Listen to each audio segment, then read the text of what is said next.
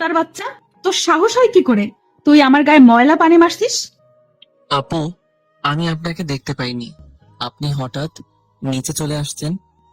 তুই আমার গায়ে ইচ্ছে করে ফেলছিস, এর জন্য তোকে শাস্তি পেতে হবে। আমি তো বলছি আপনার গায়ে ইচ্ছে করে পানি মারি নাই।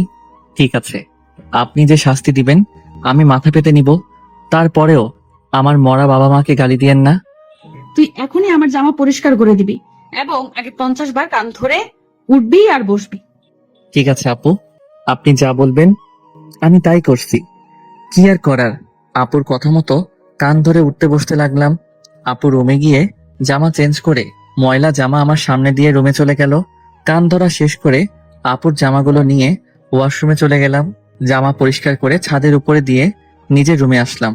ওয়াশরুমে ঢুকে ফ্রেশ হয়ে কলেজে যাওয়ার জন্য রেডি হতে লাগলাম। রেডি হতে হতে আপনাদেরকে পরিচয়টা দিয়ে দেই। আমি রাসেল। দুনিয়ায় আপন বলতে কেউ নেই। মা আমাকে জন্ম দেওয়ার 5 মাস পর অসুস্থ হয়ে মারা যায়। এরপর বাবা আমাকে লালন পালন করে। কোনো রকম এসএসসি পাশ করার পর আব্বু রোড দুর্ঘটনায় মারা যায়। আব্বু রিক্সা চালিয়ে আমার পড়ালেখার খরচ চালিয়েছে। বাবা মারা যাওয়ার 1 মাস পর ঢাকায় চলে আসি। রাস্তা দিয়ে হাঁটতে আসি, কোথায় যাব কি করব কিছুই মাথায় আসছে না। এই ঢাকা শহরে আমার কেউ নেই, তাই যাওয়ার মতো স্থান নেই। সব ভেবে হাঁটতে হাঁটতেছি, হঠাৎ একটা গাড়ি এসে আমাকে ধাক্কা মারে। আমি রাস্তার একপাশে গিয়ে পড়ি। এরপর আর কিছু মনে নেই। যখন চোখ খুলি তখন দেখি আমি একটা হাসপাতালের কেবিনে শুয়ে আছি। আমার পাশে একজন বাবার বয়সী লোক বসে আছে। আমাকে চোখ খুলতে দেখে উনি বলল, যাক, অবশেষে তোমার জ্ঞান ফিরেছে। আজ একদিন পর তোমার জ্ঞান ফিরে এসেছে। আমার কি হয়েছে? আমি হাসপাতালে কেন? ওই দিন রাতে তুমি রাস্তা দিয়ে হাঁটতে হাঁটতে মাঝখানে চলে আসো। আমার ড্রাইভার কন্ট্রোল করতে না পেরে তোমাকে ধাক্কা মারে। তারপর আমি আর ড্রাইভার তোমাকে ধরে হাসপাতালে নিয়ে আসি। ও, আপনাকে অনেক ধন্যবাদ আমার জীবন বাঁচানোর জন্য। আচ্ছা, আমাকে বলো তো, তুমি রাস্তার মাঝখানে চলে আসলে কেন? আসলে দুনিয়ায় আপন বলতে আমার কেউ নেই। আম্মু জন্ম দেওয়ার 5 মাস পর অসুস্থ হয়ে মারা যায়। এরপর বাবা ছিল। 1 মাস আগে বাবা সড়ক দুর্ঘটনায় মারা যায়। এরপর ঢাকায় চলে আসি কাজের খোঁজে। এই ঢাকা শহরে আমার কেউ নেই, তাই কোথায় যাব কি করব এসব কিছু ভাবতে ভাবতে হাঁটতেছিলাম। তারপর কি হলো আপনি তো জানেন। কে বলেছে তোমার আপন কেউ নেই? আজ থেকে আমি তোমার সব। তুমি এখন থেকে আমার বাসায় থাকবে। আপনার পরিবারের মানুষ কি বলবে, আর আপনাকে তো আমি চিনি না। আমার পরিবারে আমি, স্ত্রী এবং একটা মেয়ে আছে। আর আমি হচ্ছি বাংলাদেশের টপ বিজনেসম্যান। তাদের মধ্যে একজন। নাদিয়া গ্রুপ অফ কোম্পানির মালিক রহমান সিকদার। নাদিয়া হচ্ছে আমার মেয়ের নাম। আমি আপনার বাসায় যেতে পারি, কিন্তু আমাকে কোনো কাজ দিতে হবে। তুমি আমাকে আপনি করে বলছো কেন? এখন থেকে আঙ্কেল বলে রাখবে। আর তোমাকে এখন কোনো কাজ করতে হবে না। তুমি কতটুকু পর্যন্ত পড়াশোনা করেছো? জি, আমি এবার এসএসসি পাশ করেছি। ঠিক আছে, তাহলে তুমি আগে পড়ালেখা শেষ করো, তারপর আমার অফিসে চাকরি করবে। আপনি অনেক ভালো মনের মানুষ আঙ্কেল। দুনিয়া আপনার মতো মানুষ থাকলে মেধাবী ছেলেগুলো রাস্তায় থাকতে হতো না। আচ্ছা ঠিক আছে, তুমি এখন রেস্ট নাও। আমি ড্রাইভারকে ফোন দিয়ে বলছি, সে খাবার নিয়ে আসছে। খাবার খেয়ে ওষুধগুলো খেয়ে নেবে। আমি ডাক্তারের কাছে যাচ্ছি। এই কথা বলে আঙ্কেল কেবিন থেকে বেরিয়ে গেল। আজ 2 দিন পর আমাকে আঙ্কেলের বাসায় নিয়ে আসছে। আমাকে আন্টির সাথে পরিচয় করিয়ে দিল। আন্টির কথা শুনে বুঝতে পারলাম উনি আঙ্কেলের মতো অনেক ভালো মানুষ। বিকালে ওনার মেয়ে কলেজ থেকে আসার পর আমাকে তার সাথে পরিচয় করিয়ে দিছে। নাদিয়া আপুর কথা শুনে বুঝতে পারলাম উনিও অনেক ভালো মানুষ। আমাকে কত সহজে আপন করে নিছে। সুন্দরভাবে চলছিল আমার জীবন। আমাকে নাদিয়া আপুর কলেজে ভর্তি করিয়ে দিছে। নাদিয়া আপু প্রতিদিন ওনার সাথে করে কলেজে নিয়ে যায়, আবার নিয়ে আসে। নাদিয়া আপু এবার ইন্টার ফাইনাল ইয়ারে পড়ে, আর আমি প্রথম ইয়ারে। বয়সে আমার চেয়ে 2 বছরের বড় হবে। এভাবে দেখতে দেখতে একটা বছর কেটে গেল, কিন্তু হঠাৎ নাদিয়া আপুর ব্যবহার অন্যরকম হয়ে গেছে। আজ 1 মাস থেকে, আগে তো ভালো ছিল, কিন্তু হঠাৎ এত পরিবর্তন কেন? গতকাল রাতে অনেক বৃষ্টি হয়েছে, তাই ছাদে পাতা পড়ে পানি জমে গেছে। 1 বালতির মতো পানি হবে। আমি পানিগুলো কুড়ে নিচে ফেলে দিলাম। হঠাৎ নিচের দিকে তাকিয়ে দেখি নাদিয়া আপু চোখ মুখ লাল করে দাঁড়িয়ে আছে। এরপর দ্রুত নিচে নেমে আসলাম। তারপর কি হলো আপনারা তো জানেন। আপনাদের সাথে কথা বলতে বলতে রেডি হয়ে নিচে চলে আসলাম। নিচে এসে দেখি আপু নাই, তাই আমি খালাকে জিজ্ঞেস করলাম, খালা, নাদিয়া আপু কোথায়? উনি কি নাস্তা করবে না? নাদিয়া ম্যাম তো নাস্তা করে গাড়ি নিয়ে কলেজে চলে গেছে। ও আচ্ছা, ঠিক আছে, তাহলে তুমি আমাকে নাস্তা দাও। আজকে আমার পাঠক পাঠিকা ভাই বোনদের সাথে কথা বলতে বলতে দেরি হয়ে গেছে। পাঠক পাঠিকা এরা আবার কারা? আরে খালা, যারা আমার গল্প নিয়মিত পড়ে তাদের বলছি। আমি এত কিছু বুঝি না, পড়ালেখা করি নাই, তাহলে বুঝবো কেমনে? তুমি বরং নাস্তা করে তাড়াতাড়ি কলেজে যাও। আমি আর কোনো কথা না বলে নাস্তা করে ব্যাগটা নিয়ে বাসার বাইরে চলে আসলাম। তারপর একটা রিক্সা নিয়ে কলেজে যেতে লাগলাম। এবার আপনারা হয়তো বলবেন, আপনার আঙ্কেল আন্টি কোথায়? আসলে আঙ্কেল আন্টি গ্রামে আঙ্কেলের বাসায় গেছে। আজকে প্রায় 15 দিন হয়েছে। কবে আসবে সেটা এখনো বলে নাই। এই 15 দিন নাদিয়া আপু আমাকে গাড়ি করে কলেজে নিয়ে যায়নি। 15 দিন আগে শুধু গাড়িতে করে কলেজে নিয়ে যেত, কিন্তু আসার সময় নিয়ে আসতো না। আমি সেটা আঙ্কেল আন্টিকে বলি নাই, তাহলে আপুকে বকাঝকা করবে। আপু আমার সাথে খারাপ ব্যবহার করছে ঠিকই, কিন্তু কখনো গায়ে হাত তোলে নাই। আজকে আমার দোষের কারণে থাপ্পড় মেরেছে। আমার দরকার ছিল নিচে তাকিয়ে পানিগুলো ফেলার, তাহলে আর আপুর গায়ে পড়তো না। কথা বলতে বলতে কলেজে চলে আসলাম। পকেটে হাত দিয়ে দেখি মানি ব্যাগ আনতে ভুলে গেছি। সব পকেটে হাত দেখি 30 টাকার মতো আছে। রিক্সা ভাড়া মিটিয়ে কলেজের গেট দিয়ে ভিতরে ঢুকলাম। তারপর ক্লাসের সামনে চলে গেলাম। দেখি স্যার পড়া শুরু করে দিছে। স্যার, ভিতরে আসতে পারি? আরে রাসেল, তুমি আজকে তো দেরি কেন কলেজ আসতে? আসলে স্যার বাসায় একটু কাজ ছিল, সেগুলো শেষ করে আসতে দেরি হয়ে গেছে। ঠিক আছে, এখন গিয়ে সিটে বসো। Okay sir. আমি আর কোনো কথা না বলে রাফির পাশে গিয়ে বসলাম। রাফি বলল, কি রে, তোর গাল লাল হয়ে আছে কেন? শালা, স্যার ধরতে পারি নাই, তুই শালা কিভাবে ধরলি? শোন, আমি তোর বেস্ট ফ্রেন্ড, তোর চেহারা দিকে তাকালে আমি সব বুঝতে পারি। এখন বল, লাল হয়ে আছে কেন? নাদিয়া আপু কি তোর গায়ে হাত তুলেছে? তোকে কলেজ ছুটি হওয়ার পর সব খুলে বলবো। রাফি আর কোনো কথা বললো না। আসলে আমরা দুজন বেস্ট ফ্রেন্ড। আমি আমার সবকিছু ওর সাথে শেয়ার করি, আর রাফি তার সবকিছু আমার সাথে শেয়ার করে। রাফির বাবা আঙ্কেলের মতো একজন বিজনেসম্যান। সবগুলো ক্লাস শেষ করে দুই বন্ধু বাহিরে আসলাম। এবার বল, নাদিয়া আজকে তোকে কেন মেরেছে? আসলে আমি আজকে সকালে, তারপর সবকিছু খুলে বললাম। এই জন্য বুঝি তোর গায়ে হাত তুলবে? হাত তো তুলেছে, আবার কান ধরে উঠবোস করিয়েছে, জামা কাপড় পরিষ্কার করিয়েছে। আচ্ছা, এসব কথা বাদ দিই, আমারই ভুল ছিল নিচে তাকিয়ে পানিগুলো ফেলার। হ্যাঁ ঠিক আছে, চল আজকে তোকে বাসায় নামিয়ে দিয়ে আসি। ঠিক আছে চলো। না করলাম না, কারণ আমার কাছে টাকা নেই। রাফির কাছ থেকে অনেক টাকা নিয়েছি, আবার টাকা দিতে গেলে নেয় না। নিজের কাছে খারাপ লাগে টাকার কথা বলতে। কথা বলতে বলতে বাসায় চলে আসলাম। রাফি গাড়ি নিয়ে চলে গেল। আসার সময় আপুকে কলেজে দেখলাম না, মনে হয় কোথাও গেছে। বাসার ভিতরে ঢুকে কলিং বেল চাপ দিলাম। খালা এসে দরজা খুলে দিল। আমি খালাকে বললাম, খালা, নাদিয়া আপু কি বাসায় আছে? তুমি যাওয়ার 30 মিনিট পর বাসায় চলে এসেছি, এখনো রুমে আছে, দেখে মনে হচ্ছে মন খারাপ। ঠিক আছে খালা, আমি রুমে গেলাম। আমি ফ্রেশ হয়ে আসছি, তুমি টেবিলে খাবার দাও। ঠিক আছে, যাও। আমি রুমে এসে ব্যাগটা টেবিলের উপর রেখে ওয়াশরুমে চলে গেলাম। ফ্রেশ হয়ে একটা জামা গায়ে দিয়ে নিচে চলে আসলাম। দেখি নাদিয়া আপু আসে নাই, তাই আমি আপুর রুমের সামনে দাঁড়িয়ে বললাম, আপু দরজাটা খোলো। কেন, কি হয়েছে? খাবার খেতে আসো। সেই সকালে রুমে ঢুকে বসে আছো, কি হয়েছে তোমার? আমার কিছু হয়নি, তুই এখন যা, আমাকে একা থাকতে দে। আপু প্লিজ দরজাটা খোলো, তোমার সাথে আমার কিছু কথা আছে। নাদিয়া আপু আর কোনো কথা না বলে দরজা খুলে দিয়ে বিছানায় গিয়ে বসলো। আমাকে বলল, বল, কি কথা বলবি? আপু তুমি সকালের ওটা নিয়ে আমার উপর রেগে আছো। তোমার যদি শাস্তি দেওয়া কম হয় তাহলে তুমি আমাকে আরো শাস্তি দাও, আমি মাথা পেতে নিব। তারপরেও তুমি না খেয়ে থেকো না। নাদিয়া আপু আর কোনো কথা না বলে বিছানা থেকে উঠে এসে আমাকে জড়িয়ে ধরলো। তখন আপু বলল, তুই আমাকে ক্ষমা করে দে রাসেল, আমি তোর উপর রাগ করে নেই। আমি একটা ছেলেকে ভালোবাসি, কিন্তু ছেলেটা অন্য একটা মেয়েকে ভালোবাসে, তাই ওর উপরে রাগ করে তোর সাথে খারাপ ব্যবহার করছি। তুই আমাকে মাফ করে দে। আজকে তোর গায়ে হাত তুলে নিজের কাছে অনেক খারাপ লাগছে, তাই ক্লাস না করে বাসায় চলে আসি। নাদিয়া আপু কান্না করে কথাগুলো বলল, আপু আমি কিছু মনে করি নাই। আমি জানি তোমার হয়তো কিছু হয়েছে, তাই তুমি আমার সাথে এরকম করছো। তুমি একটা বার ওই ছেলেটাকে দেখিয়ে দিও, আমি ওকে আবার তোমার কাছে নিয়ে আসবো। না রে, ও আর আমাকে ভালোবাসে না, ও আমার সাথে প্রেমের অভিনয় করছে, আমি সেটা বুঝতে পারিনি। মন খারাপ করো না, দেখবে আস্তে আস্তে সব ঠিক হয়ে যাবে। তুমি ফ্রেশ হয়ে আসো, দুজনে একসাথে খাবার খাবো। ঠিক আছে, তুই বস, আমি ফ্রেশ হয়ে আসছি। নাদিয়া আপু ফ্রেশ হতে চলে গেল। আমি বিছানায় বসে আপুর মোবাইলটা টিপতে লাগলাম। গ্যালারিতে ঢুকে দেখি একটা ছেলের অনেকগুলো ছবি।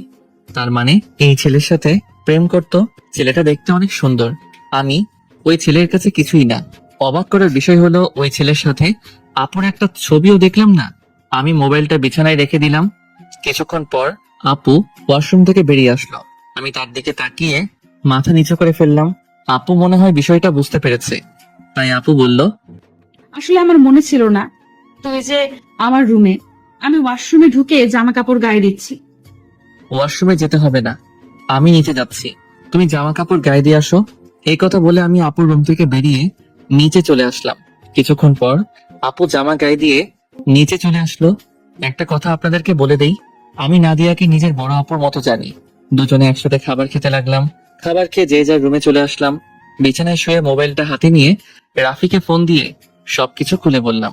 তারপর আরো কিছুক্ষণ কথা বলে ঘুমিয়ে গেলাম। সকালে হঠাৎ কে যেন আমার গায়ে পানি মেরে ভিজিয়ে দিল। আমি এক লাফে উঠে গেলাম। সামনে তাকিয়ে দেখি নাদিয়া আপু হাতে বালতি নিয়ে দাঁড়িয়ে দাঁড়িয়ে হাসতে আছে। তার মানে এটা আপুর কাজ। তখন আমি আপুকে বললাম, তার মানে এটা আপুর কাজ। তখন আমি আপুকে বললাম, আপু তুমি এটা কি করলে? আমার গায়ে পানি দিলে কেন? তোকে সেই সকাল থেকে ডাকছি, তোর ওঠার খবর নেই, তাই বাধ্য হয়ে তোর গায়ে পানি মারছি। তাই বলে তুমি পানি মারবে? দেখো পুরো শরীর ভিজে গেছে। ভালো হয়েছে, এখন কথা না বলে গোসল করে রেডি হয়ে নিচে আয়। ঠিক আছে, কিন্তু আজকে হঠাৎ আমাকে ডাকতে আসলে কেন? হঠাৎ কোথায়? 1 মাস তোকে ডাকি নাই। এর আগে তো প্রতিদিন সকালে তোকে ডেকে তুলছি। আর কি কারণে তোকে 1 মাস ডাকি নাই সেটা তুই খুব ভালো করে জানিস। ঠিক আছে তুমি যাও, আমি ফ্রেশ হয়ে আসছি। তাড়াতাড়ি আয়। বলে নাদিয়া আপু রুম থেকে বেরিয়ে গেল। আমি দাঁড়িয়ে না থেকে ওয়াশরুমে ঢুকে গোসল করে রেডি হয়ে কলেজের ব্যাগটা কাঁধে নিয়ে নিচে চলে আসলাম। কিছুক্ষণ পর আপু আসলো। দুজনে একসাথে নাস্তা করে গাড়ি নিয়ে কথা বলতে বলতে কলেজে চলে আসলাম। আপু গাড়ি পার্কিং করে বলল, তোর ক্লাস শেষ হলে আমার জন্য অপেক্ষা করবি, দুজনে একসাথে বাসায় যাব। ওকে ঠিক আছে। আপু আর কোনো কথা না বলে তার ক্লাসে চলে গেল। হঠাৎ পিছন দিকে রাফি বলল, কি রে, কেমন আছিস? এই তো ভালো আছি, তুই কেমন আছিস? আমিও ভালো আছি। আজকে না হলে আপু তোকে কলেজে নিয়ে আসলো? হুম, আপু এখন আগের মতো হয়ে গেছে। এতদিন একটা ছেলের কারণে আমার সাথে খারাপ ব্যবহার করছে। ওই ছেলেকে যদি সামনে পাইতাম তাহলে অবস্থা খারাপ করে দিতাম। ওসব কথা বাদ দেই, এখন ক্লাসে চল। ঠিক আছে চল। আমি আর রাফি ক্লাসে চলে আসলাম। কিছুক্ষণ পর স্যার ক্লাসে আসলো। সবগুলো ক্লাস শেষ করে আমি আর রাফি বাহিরে চলে আসলাম। রাফি, তাহলে তুই বাসায় যা, আমি আপুর জন্য অপেক্ষা করছি। দুজনে একসাথে বাসায় যাব। ওকে ঠিক আছে। রাফি আমার থেকে বিদায় নিয়ে চলে গেল। আমি আপুর জন্য অপেক্ষা করতে লাগলাম। কিছুক্ষণ পর দেখি আপু তার বান্ধবীদের সাথে ক্লাস থেকে বেরিয়ে আসতেছে। আমাকে দেখে তার বান্ধবীদের বিদায় আমার সামনে আসলো। কি রে, কোন সময় তোর ক্লাস শেষ হয়েছে? এই তো 30 মিনিট আগে। ও, আমার একটা এক্সট্রা ক্লাস ছিল তাই আসতে দেরি হয়ে গেছে। কোনো সমস্যা নেই, তুমি গাড়ি নিয়ে আসো। তুই দাঁড়া, আমি গাড়ি নিয়ে আসছি। আপু গাড়ি নিয়ে আমার সামনে আসলো। তারপর আপুর সাথে সামনের সিটে বসলাম। দুজনে কথা বলতে বলতে বাসায় চলে আসলাম। আপু তার রুমে চলে গেল। আমি আমার রুমে চলে আসলাম। ফ্রেশ হয়ে নিচে এসে আপু আর আমি একসাথে খাবার খেয়ে রুমে চলে আসলাম। দেখতে দেখতে 1 মাস চলে গেল। এখন আপুর সাথে আগের থেকে অনেক ফ্রি হয়ে গেছি। এখন আপু আমার সব সময় খেয়াল রাখে। কলেজে কোনো মেয়ের সাথে কথা বলতে দেয় না, আমাকে শাসনের উপর রাখে। আপুর এসব আমার অনেক ভালো লাগে। আমি আপুকে কিছু বলি না। এখন ওই ছেলের কথা আপু একদম মাথা থেকে ঝেড়ে ফেলে দিছে। আমার সাথে সব সময় দুষ্টামি করে। বড় বোন হিসেবে ছোট ভাইয়ের সাথে করতেই পারে। আমি আপুকে সব সময় নিজের বড় বোনের চোখে দেখি। আঙ্কেল আন্টি তারা বাসায় চলে এসেছে। আঙ্কেল এখন আগের মতো অফিস দেখাশোনা করে। আমাদের কলেজ আজকে 1 মাসের জন্য ছুটি দিয়েছে, কারণ কলেজে নতুন করে রং লাগাবে। তাই 1 মাস কলেজ বন্ধ থাকবে। রাতে সবাই একসাথে খাবার খাচ্ছি। তখন আঙ্কেল বলল, শুনছি তোদের কলেজ নাকি 1 মাসের জন্য বন্ধ থাকবে। আব্বু কলেজে কিছু কাজ করবে তাই বন্ধ দিয়েছে। তাহলে তুই আর রাসেল তোর নানার বাড়ি থেকে কিছুদিন ঘুরে আয়। সবসময় তোরা দুজন বাসায় থাকিস, কোথাও যাস না। আমি না হয় যাব, কিন্তু রাসেল কি আমার সাথে যাবে? রাসেল যাবে না কেন? আসলে আন্টি, আমার বাসা থেকে বাইরে কোথাও ঘুরতে যেতে ভালো লাগে না। এটা তো আর অন্য কোথাও যেতে বলছি না, আমার বাপের বাড়ি যেতে বলছি। রাসেল আমার সাথে না গেলে আমিও কোথাও যাব না। ঠিক আছে আপু, আমি তোমার সাথে যাব। এবার খুশি? অনেক খুশি। তাহলে কালকে সকালে তোরা দুজনে রওনা দে। এখন রুমে গিয়ে জামা কাপড় গুছিয়ে রাখিস। আর তোরা কি গাড়ি নিয়ে যাবি? না আব্বু, আমরা বাসে করে যাব। ঠিক আছে, তোরা যেটা ভালো বুঝিস। কেউ আর কোনো কথা না বলে খাবার খেতে লাগলো। আমি খাবার খেয়ে রুমে চলে আসলাম। রুমে এসে জামা কাপড় গুছিয়ে রাখলাম। তারপর বিছানায় শুয়ে মোবাইল টিপতে টিপতে ঘুমিয়ে পড়লাম। পরের দিন সকালে আপু এসে আমাকে ডেকে তুললো। আমাকে রেডি হতে বলে তার রুমে চলে গেল। আমি ওয়াশরুমে ঢুকে ফ্রেশ হয়ে রেডি হয়ে জামা কাপড়ের ব্যাগটা নিয়ে নিচে চলে আসলাম। নাস্তার টেবিলে দেখে আঙ্কেল আন্টি বসে আছে। আমি একটা চেয়ার টেনে বসলাম। হঠাৎ সিঁড়ির উপরে চোখ পড়তে আমি চমকে উঠলাম। আজকে আপুকে অনেক সুন্দর লাগছে। নীল রঙের একটা জামা গায়ে দিছে। আপুকে নীল রঙের জামাই অনেক সুন্দর লাগছে। আপু আমার সামনে এসে বলল, কিরে তুই এভাবে হ্যাবলার মতো আমার দিকে তাকিয়ে আছিস কেন? এই আপু, আমাকে হ্যাবলা বলবে না। আমি কিন্তু তোমার থেকে অনেক সুন্দর আছি। আর আজকে তোমাকে নীল রঙের জামাই অনেক সুন্দর লাগছে। বাবা, যেই না চেহারা আবার বলে আমার থেকে ওর চেহারা সুন্দর। যা, একটু তোমার রূপের প্রশংসা করলাম, এখন থেকে আর করবোই না। তোমাকে পুরো পেতনির মতো লাগছে। কি বললি আমাকে পেতনির মতো লাগছে? প্রথমে প্রশংসা করলাম, কোনো দাম পেলাম না, তাই তোমাকে পেতনি বললাম। আজকে তোকে আমি মেরেই ফেলবো। তোরা কি শয়তানি করবি নাকি নাস্তা করে বেরিয়ে পড়বি? আপু তুমি দেখো না, রাসেল আমাকে পেতনি বলছে। ও তো ছোট, তাই তোর সাথে দুষ্টুমি করছে। এখন কথা না বলে নাস্তা করে বেরিয়ে পড়। নাদিয়া আপু আমার দিকে তাকিয়ে একটা ভেঙচি মেরে একটা চেয়ার টেনে বসে পড়লো। সবাই নাস্তা করতে লাগলাম। নাস্তা খাওয়া শেষ করে আঙ্কেল আন্টির কাছে বলে বাসা থেকে বেরিয়ে আসলাম। তারপর গাড়িতে করে বাস কাউন্টারে চলে আসলাম। ড্রাইভার আমাদের বাস কাউন্টারে নামিয়ে দিয়ে চলে গেল। আসার সময় আঙ্কেল আমার পকেটে কিছু টাকা ঢুকিয়ে দিল।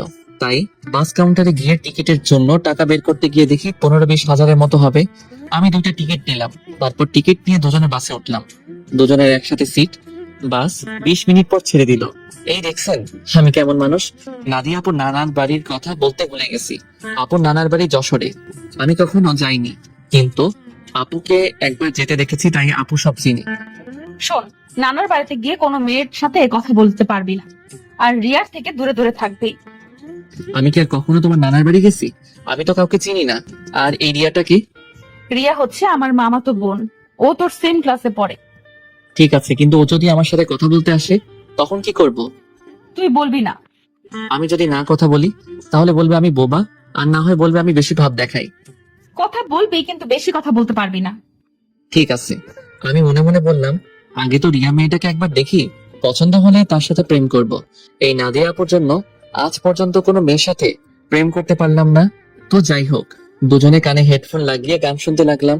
বাস এসে একটা রেস্টুরেন্টে থামলো। তখন আমি নাদিয়া আপুর দিকে তাকিয়ে দেখি ঘুমিয়ে আছে। আমি আপুকে ডাক দিলাম। আপু চোখ খুলে বলল, কিরে ডাকছিস কেন? আপু বাস একটা রেস্টুরেন্টে থামছে, চলো দুজনে খাবার খেয়ে নেই। ঠিক আছে চল। নাদিয়া আপু আর আমি বাস থেকে নেমে রেস্টুরেন্টের ভিতরে ঢুকে গেলাম। আপু ওয়াশরুমে ঢুকে ফ্রেশ হয়ে আসলো। আমি অন্য একটা ওয়াশরুমে ঢুকে ফ্রেশ হয়ে আসলাম। দুজনে গিয়ে একটা টেবিলে গিয়ে বসলাম।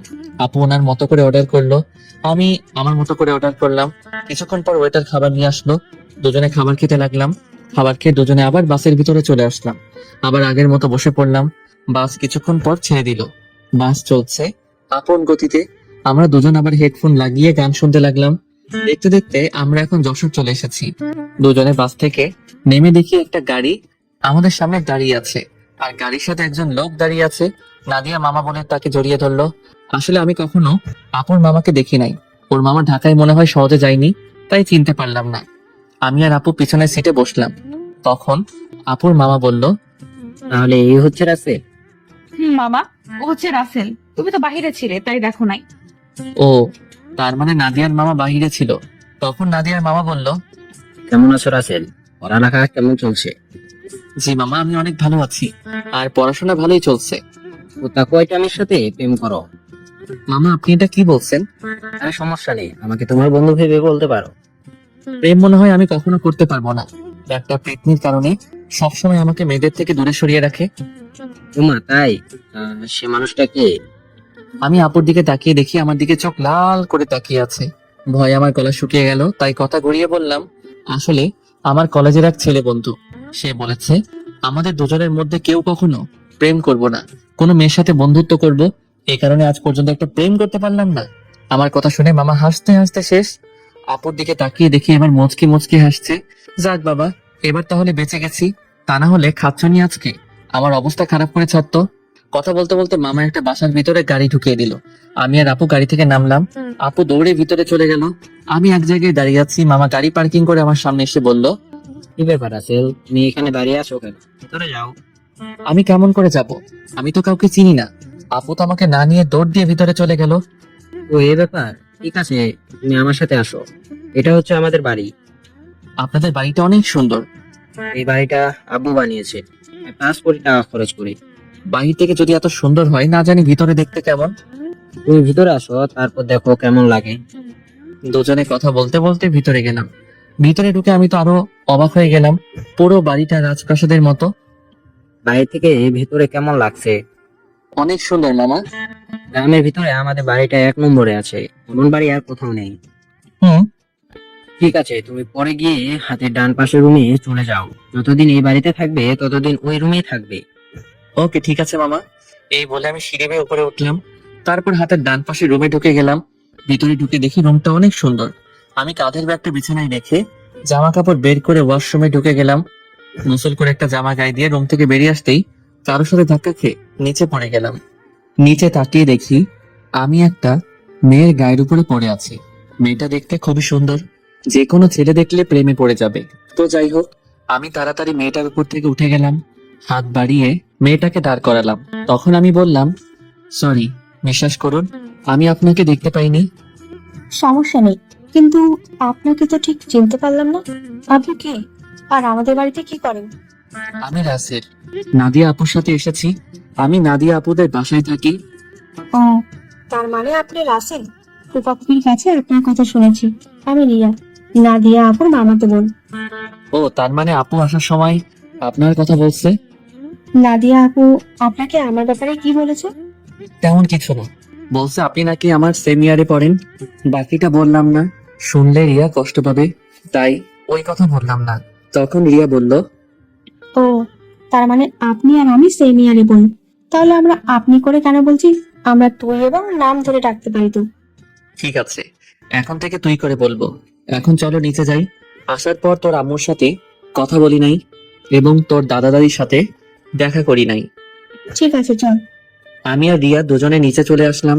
আপুর দিকে তাকিয়ে দেখি আমার দিকে চোখ লাল করে তাকিয়ে আছে, মনে হয় আমাকে গিলে খাবে। আসসালামু আলাইকুম মামি, কেমন আছো তুমি? আমি ভালো আছি, তুমি কেমন আছো? আমাদের বাসায় তো কখনো আসোই নাই, তোমাকে অনেকবার বলেছি আসার জন্য। আমি ভালো আছি মামি। আসলে মামি, আমার বাসা থেকে কোথাও যেতে ভালো লাগে না। আপু আমাকে নিয়ে এসেছে। নাদিয়া যদি না বলতো তাহলে বুঝি আসতে। আসলে তেমন কিছু না মামি। আচ্ছা, এসব কথা বাদ দাও তো। এখন বলো, নানা নানি কোথায়? তাদের তো দেখছি না। আসলে আব্বু আম্মুকে নিয়ে তার ভাইয়ের বাসায় বেড়াতে গেছে। বড় বয়সে ঘুরতে গেছে তারা? বুড়ো হলে বুঝি যেতে পারে না?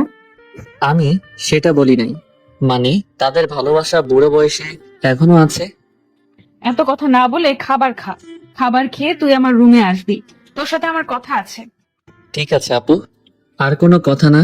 খাবার খেয়ে নিজের রুমে চলে আসলাম। কিছুক্ষণ রেস্ট নিয়ে আপুর রুমের সামনে গিয়ে বললাম, আপু ভিতরে আসবো? আয় বস। আমি ভিতরে ঢুকে দেখি আপুর চোখ দিয়ে পানি পড়ছে। তখন আমি আপুকে বললাম, আপু তোমার কি হয়েছে? তোমার চোখ দেখে বোঝা যাচ্ছে তুমি মনে হয় কান্না করছো। তোকে আসার সময় কি বলছি, তোর মনে নেই? তুই রিয়ার সাথে কথা বলছিস কেন? বাড়ি কথা বললে সমস্যা কোথায়? তোমাকে বলছি না আমি বেশি কথা বলবো না। ঠিক আছে, তুই এখন আমার রুম থেকে কোথাও যাবি না, আমার রুমে বসে থাকবি। আপু পুরোটা রাস্তায় জার্নি করে আসছি, তাই ভাবছি একটা ঘুম দিবো। তাহলে আমার রুমে ঘুমিয়ে পড়, তোর রুমে যাওয়া লাগবে না। যদি বাড়ির মানুষ অন্য কিছু ভাবে তখন কি হবে? এই বাসার সবাই জানে আমি তোর থেকে বড়, তাহলে অন্য কিছু ভাববে কেন? কথা না বলে ঘুমিয়ে পড়। আমি আর কোনো কথা না বলে আপুর বিছানায় ঘুমিয়ে পড়লাম। এবার আপনাদের কিছু কথা বলি। আসলে নানা নানি এবং মামি অনেকবার ঢাকায় গেছে, তাই ওদের চিনি, কিন্তু রিয়া কখনো ঢাকায় যায়নি। আর কেন যায় না সেটা আমি বলতে পারবো না। আমার ঘুম আসার পর আপু আমার দিকে তাকিয়ে আছে আর মনে মনে বলে, রাসেল, তুই কি আমার মুখের কথা বুঝতে পারিস না? আমি তোর এত খেয়াল কেন রাখি? তোকে কেন মেয়ের সাথে কথা বলতে দেই না? কেন? কারণ আমি তোকে অনেক ভালোবাসি। তোকে যদি আমার জীবনে না পাই তাহলে আমার এই জীবন শেষ করে দেব। আমি তোকে অন্য মেয়ের সাথে সহ্য করতে পারবো না। এই কথা বলে আপু আমার কপালে এবং গালে 4-5টা চুমু খেলো। তারপর রুম থেকে বেরিয়ে রিয়ার রুমে গেল। রিয়া বিছানায় শুয়ে কি যেন ভাবছে। তখন আপু রিয়ার পাশে বসে বলল, কিরে রিয়া, তোকে দেখে বোঝা যাচ্ছে তুই কিছু একটা নিয়ে চিন্তায় আছিস। আসলে আপু তেমন কিছু না। এখন বলো, হঠাৎ আমার রুমে? কেন, তোর রুমে কি আসা যাবে না? আরে আমি ওইভাবে বলি নাই। আচ্ছা ওটা বাদ দাও, তোমাকে একটা কথা বলি, রাসেল কি কোনো মেয়ের সাথে প্রেম করে?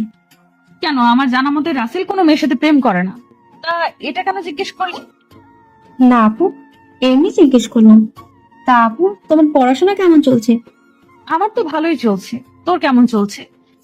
আমারও ভালোই চলছে। ঠিক আছে, তুই থাক, আমি রুমে গেলাম। এই কথা বলে আপু নিজের রুমে চলে আসলো।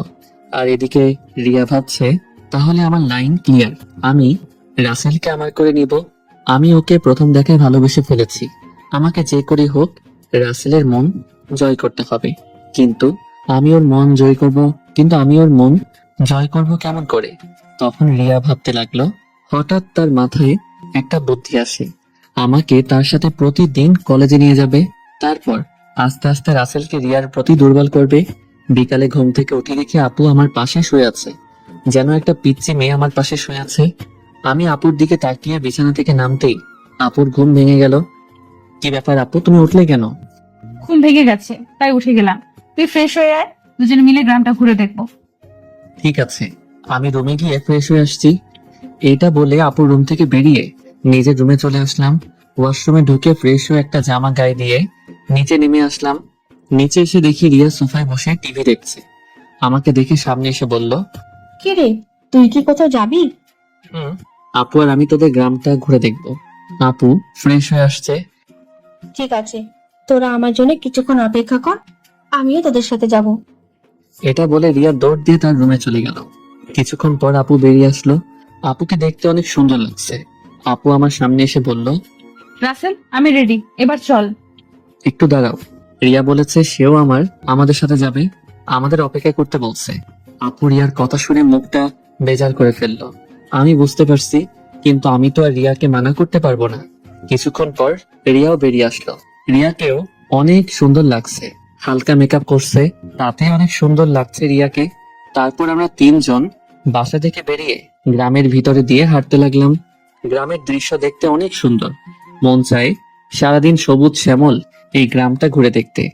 কি সুন্দর বাতাস বয়ে যাচ্ছে, বাতাসে আপু এবং রিয়ার চুল উঠছে। তাদের দিকে তাকিয়ে দেখি ওরা দুজন আমার দিকে তাকিয়ে আছে। আমি তো কিছুই বুঝতে পারলাম না। ঘুরতে ঘুরতে রাত 8টা বেজে গেল। আসলে আমরা রিয়াদের বাজারে আসছি, এখানে ফুচকা আইসক্রিম খেয়েছি। আপু বেশি খাইনি, চেহারাটা কেমন করে যেন রেখেছে। মনে হয় রিয়াকে সাথে করে আনার জন্য মন খারাপ করে ফেলছে। তো যাই হোক, তিনজনে হাঁটতে হাঁটতে বাসায় চলে আসলাম।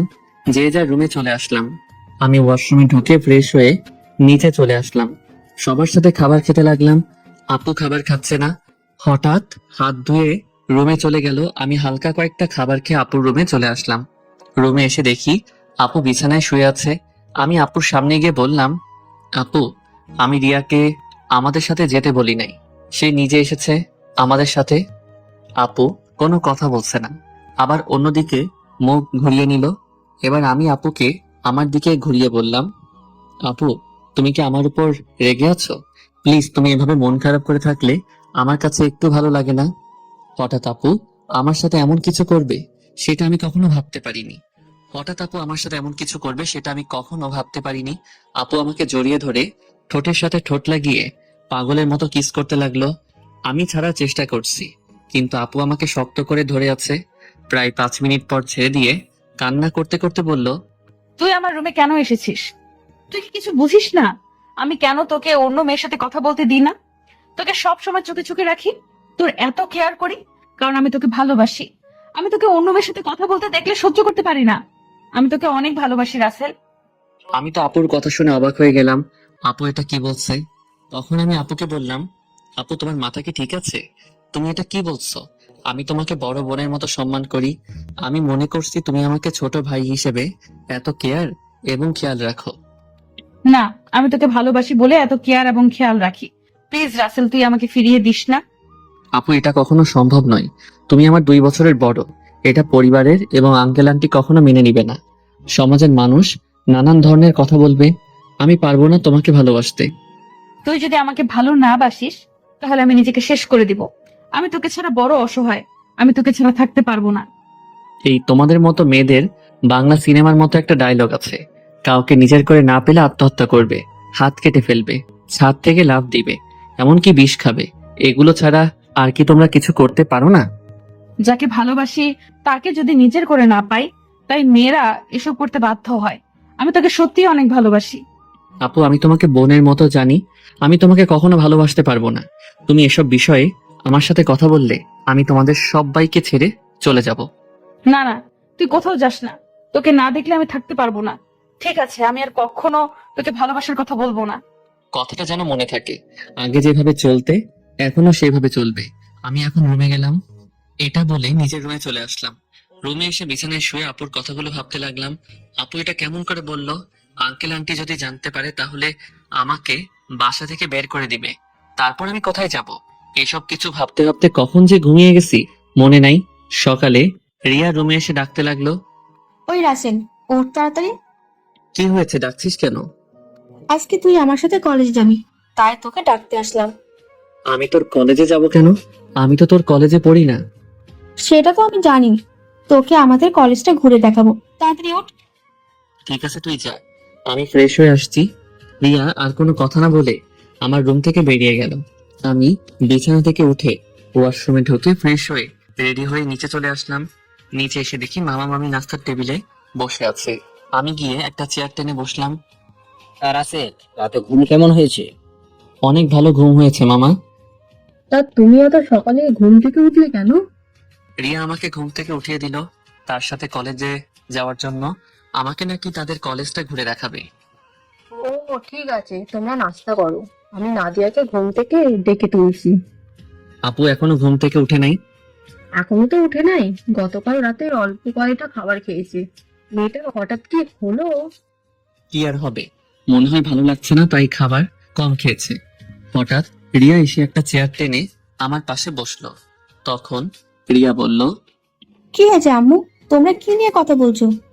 ওর নাদিয়া আপুর কথা বলছে। মেয়েটা হঠাৎ কি হয়েছে? আপুর আবার কি হবে? কালকে তো আমাদের সাথে সুন্দরভাবে ঘোরাঘুরি করছে, মনে হয় অনেক হাঁটাহাঁটি করাতে শরীর খারাপ লাগছে। হয়তো তাই হবে। ঠিক আছে, তোরা নাস্তা করে কলেজে যা, আমি নাদিয়াকে ঘুম থেকে উঠলে তাকে জিজ্ঞাসা করব। কেউ আর কোনো কথা না বলে নাস্তা খেতে লাগলো। আর আমি তো জানি আপু কেন এমন করছে। আপু যেটা চাচ্ছে সেটা কখনোই সম্ভব নয়। আমি কখনো আপুকে ওই রকম চোখে দেখি নাই। রিয়া আর আমি নাস্তা করে মামাকে বলে বাসা থেকে বেরিয়ে আসলাম। তখন রিয়া বলল, আচ্ছা রাসেল, দেখ তো আমাকে কেমন লাগছে। আমি তো এতক্ষণ রিয়ার দিকে খেয়াল করি নাই। আজকে রিয়াকে অনেক সুন্দর লাগছে। রিয়ার সৌন্দর্য ফুটে তুলছে তার ঠোঁটের পাশের তিলটাই। তখন আমি বললাম, আজকে তোকে অনেক সুন্দর লাগছে। যে কোনো ছেলে দেখলে প্রেমে পড়ে যাবে। কোনো ছেলে পড়ার দরকার নেই, তুই পড়লে হবে। ওই বিড়বিড় করে কি বলছিস? কিছু না, একটা রিক্সা ডাক দে। বাসায় গাড়ি থাকতে রিক্সা করে কলেজে যাবি কেন? আমার মন বলছে তুই একটা রিক্সা ডাক দে। ওই একটা রিক্সা ডাক দিব কেন? আমরা তো দুইজন এখানে, একটা রিক্সায় কি করে যাব? ওই হারামি, এই রিক্সা করে আমি আর তুই যেতে পারবো না। বেশি কথা না বলে রিক্সা ডাক দে। ঠিক আছে, দিচ্ছি। একদিনের পরিচয় তুই আমার সাথে এইভাবে ঝগড়া করছিস? তোর সাথে তো এখনো কিছু করি নাই, তাড়াতাড়ি রিক্সা ডাক দে, এমনি দেরি হয়ে যাচ্ছে। আমি আর কোনো কথা না বলে একটা রিক্সা ডাক দিলাম। দুজনে রিক্সায় উঠলাম। তখন রিয়া বলল, আচ্ছা নাসির, তুই কি কখনো প্রেম করেছিস কোনো মেয়ের সাথে? আমার দ্বারা এসব হবে না। আমার সাথে কোনো মেয়ে প্রেম করবে না। আমার চেহারা ভালো না। কে বলেছে তোর চেহারা খারাপ? তুই দেখতে অনেক সুন্দর। সুন্দর হলে কি হবে? আপু তো আমাকে কোনো মেয়ের সাথে প্রেম করতে দিবে না। আর আমিও মনের মতো কাউকে পাইনি। আশেপাশে তাকালে তো পেতে পারিস। আমার পাশে তুই ছাড়া আর তো কেউ নেই, তাহলে পাবো কি করে? আরে পাগল, তোকে কি আমি অন্য কারো কথা বলেছি? আমাকে কি চোখে পড়ে না? কি রে, চুপ করে আছিস কেন? তোর কলেজ আর কত দূর? এই তো সামনে। তারপর দুজনে কথা বলতে বলতে রিয়ার কলেজের সামনে চলে আসলাম। আমি রিক্সা ভাড়া দিলাম। রিয়া আমাকে মানা করছে, কিন্তু তারপরেও আমি ভাড়া দিছি। দুজনে গেট দিয়ে কলেজের ভিতরে ঢুকলাম। হঠাৎ কয়টা মেয়ে আমাদের সামনে আসলো। তাদের একটা মেয়ে বলল, কি রে রিয়া, তোর সাথে উনি কি? আগে তো কখনো দেখিনি। আরে আমার মনে হয় কি আমাদের রিয়ার বয়ফ্রেন্ড। দেখতে কিন্তু অনেক সুন্দর। যদি রিয়ার আগে আমি দেখতাম তাহলে ওর সাথে প্রেম করতাম। আইসে, তোর যে চেহারা, এই চেহারা এইরকম ছেলে কখনোই পাবি না। ওই তোরা কি চুপ করবি? জিতু মিতু, তোরা জানিস ওকে? ও হচ্ছে আমার ফুফাতো ভাই রাসেল। তুই তো কখনো আমাদের তোর ফুফাতো ভাইয়ের কথা বলিস নাই। আমি যদি জানতাম আমার ফুফাতো ভাই আছে তাহলে তো তোদের অবশ্যই বলতাম। তোরা তো আমার ফুফাতো বোন নাদিয়া আপুকে চিনিস, ওনার ছোট ভাই। ও আচ্ছা, তা ভাইয়া কেমন আছেন?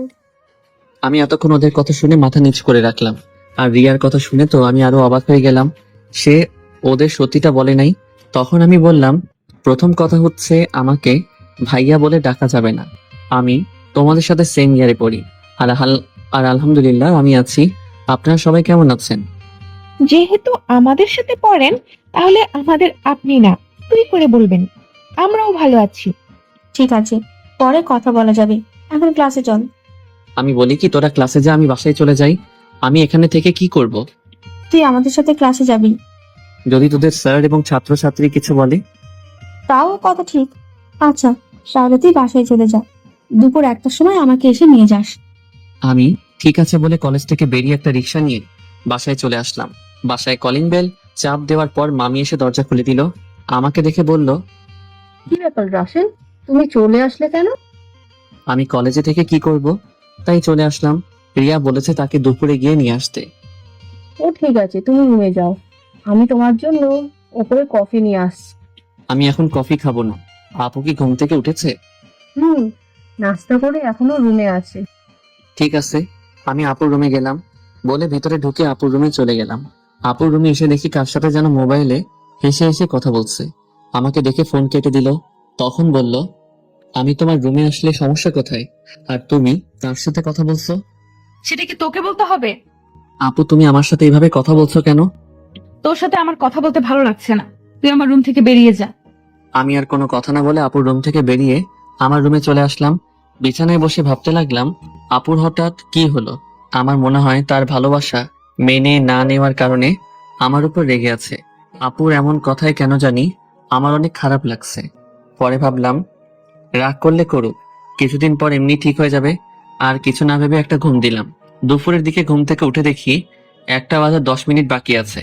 তাই কোনো রকম ফ্রেশ হয়ে মামিকে বলে বাসা থেকে বেরিয়ে একটা রিক্সা নিয়ে রিয়ার কলেজের সামনে চলে আসলাম। কলেজের সামনে এসে দেখি রিয়া তার বান্ধবীদের সাথে বাহিরে দাঁড়িয়ে আছে। আমাকে দেখে ঋতু আর মিতুর থেকে বিদায় নিয়ে আমার সাথে রিক্সায় উঠে বসলো। তোর আসতে লেট হলো কেন? আসলে কলেজ থেকে গিয়ে ঘুমিয়ে পড়ছি, উঠতে একটু দেরি হয়ে গেছে, তাই আসতে একটু দেরি হয়েছে। ও, তারপর দুজনে কথা বলতে বলতে বাসায় চলে আসলাম। এবার রিয়া আমাকে রিক্সা ভাড়া দিতে দিল না। রিয়া এবার রিক্সা ভাড়া দিল। তারপর দুজনে বাসার ভিতরে ঢুকে যে যার রুমে চলে গেলাম। দেখতে দেখতে 10টা দিন চলে গেল। রিয়া আর তার বান্ধবীদের সাথে ভালো বন্ধুত্ব হয়েছে, কিন্তু আপু আমার সাথে ঠিকভাবে কথা বলে না। সব সময় কার সাথে যেন ফোনে হেসে হেসে কথা বলে। আপুর এড়িয়ে চলা আমার অনেক খারাপ লাগে। এখন কেন জানি আপু ফোনে কারোর সাথে হেসে হেসে কথা বললে আমার কেমন জানি লাগে। রাতে সবাই মিলে খাবার খেতে লাগলাম। তখন নাদিয়া আপু বলল, মামা মামি, আমি কালকে ঢাকায় ফিরে যাব। আমার জরুরি কাজ আছে। তুই যাবি মানে? তাহলে রাসেল কি করবে? ও যাবে কিনা সেটা বলতে পারবে। রাসেল, তুমি কি কিছু বলবে? নাদিয়ার সাথে তুমি যাবে না? কি, তুমি আরো কিছুদিন থাকবে? না মামা মামি, আমিও আপুর সাথে কালকে চলে যাব। আমি থেকে কি করব? তাহলে ঠিক আছে, গাড়ি নিয়ে যাবি নাকি বাসে করে যাবি? না মামা, আমরা বাসে করে যাব। তুমি ড্রাইভারকে বলে দিও আমাদের বাস কাউন্টারে নামিয়ে দিয়ে আসতে। মামা ঠিক আছে বলে খাবার খেতে লাগলো। রিয়ার দিকে তাকিয়ে দেখি মন খারাপ করে হাতে পানি ঢেলে রুমে চলে গেল। সেটা আমি বলবো কেমন করে? তুমি গিয়ে তোমার মেয়েকে জিজ্ঞাসা করো। ঠিক আছে, ওর সাথে আমি পরে কথা বলবো, এখন খাবার খাও। সবাই খাবার খেতে লাগলো। আমি খাবার খেয়ে রুমে চলে আসলাম। রুমে এসে দেখি টেবিলের ওপর একটা কাগজ। লেখা আছে, রাসেল তুই একটু ছাদে আয়, আমি রিয়া তোর সাথে কিছু কথা আছে। রিয়া হঠাৎ আমাকে ছাদে যেতে বলল কেন? আমি আর কোনো কিছু না ভেবে রুম থেকে বেরিয়ে ছাদে চলে গেলাম। ছাদে গিয়ে দেখি রিয়া ছাদের একটা কোথায় অন্যদিকে তাকিয়ে আছে। আমি রিয়ার সামনে গেলাম, তারপর রিয়াকে বললাম, বল আমাকে ছাদে আসতে বললি কেন? রিয়া আমার দিকে ঘুরে তাকালো। রিয়ার চোখ দেখি লাল হয়ে আছে, মনে হয় কান্না করছে। রিয়া বলল, রাসেল, আমি তোকে কিছু কথা বলতে চাই, প্লিজ তুই না করিস না। কি কথা আগে সেটা বল। তারপর রিয়া আমাকে যে কথা বলল, সে কথা কখনো আমি রিয়ার থেকে আশা করি নাই। রিয়া এ কথা কিভাবে বলতে পারলো? রাসেল, আমি তোকে প্রথম যেদিন আমাদের বাসায় দেখি, তোর সাথে ধাক্কা খাই, সেদিন থেকে আমি তোকে ভালোবেসে ফেলেছি। আমি মনে করছি আরো কিছুদিন পর তোকে ভালোবাসার কথা বলবো, কিন্তু যখন শুনেছি তুই কালকে ঢাকায় ফিরে যাবি, তখন আমার মনটা অনেক খারাপ হয়ে যায়। আমি আর থাকতে পারলাম না, তাই তোকে ছাদে ডেকে ভালোবাসার কথা বললাম। সত্যি রাসেল, আমি তোকে অনেক ভালোবাসি। এ কথা বলে রিয়া আমাকে জড়িয়ে ধরলো। আমি রিয়াকে বন্ধু ছাড়া অন্য কিছু ভাবি নাই, তাই ওর সাথে এত ফ্রি হয়েছি। কিন্তু রিয়া যে আমাকে ভালোবাসার কথা বলবে তা আমি কখনো ভাবিনি।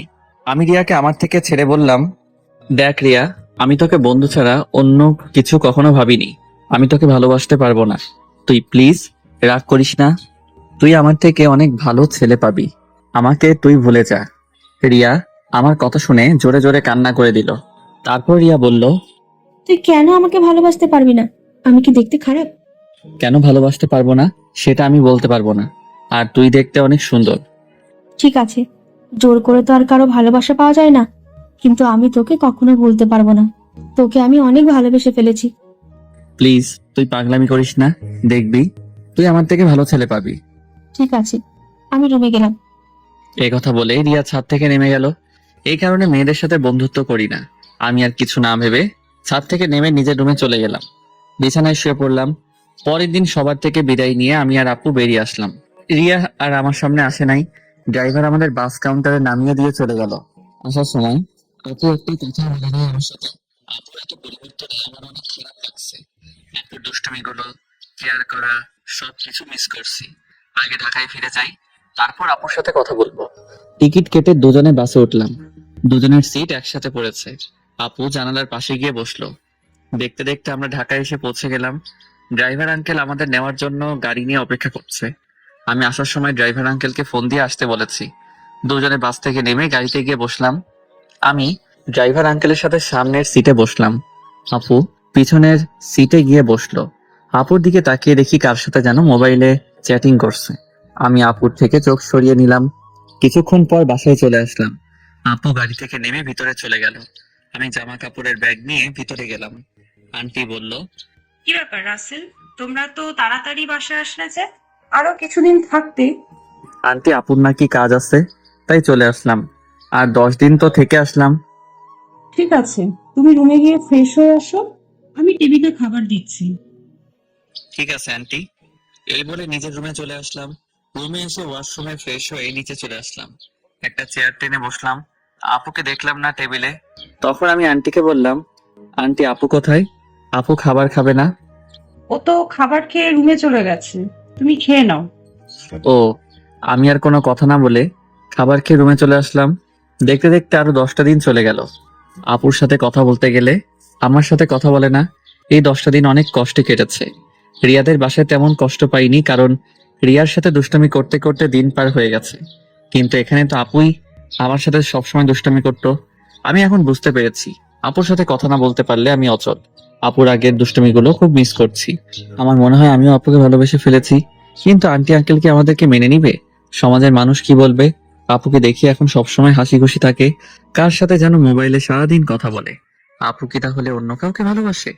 না, আমার মনের কথা আপুকে খুলে বলতেই হবে। রাতে রাফিকে ফোন দিয়ে বললাম কলেজের সামনে দেখা করতে। রাফিকে বলে দেখি সে কি বলে। আমি একটা জামা গায়ে দিয়ে বাসা থেকে বেরিয়ে একটা রিক্সা নিয়ে কলেজের সামনে চলে গেলাম। কিছুক্ষণ পর দেখি রাফি বাইক নিয়ে আমার সামনে আসছে। রাফি বাইক সাইড করে আমার সামনে এসে বলল, কি রে, হঠাৎ জরুরি দেখা করতে বললি কেন? আসলে তোর সাথে একটা কথা আমি শেয়ার করি নাই, এখন না করেও পারছি না। কি কথা বল।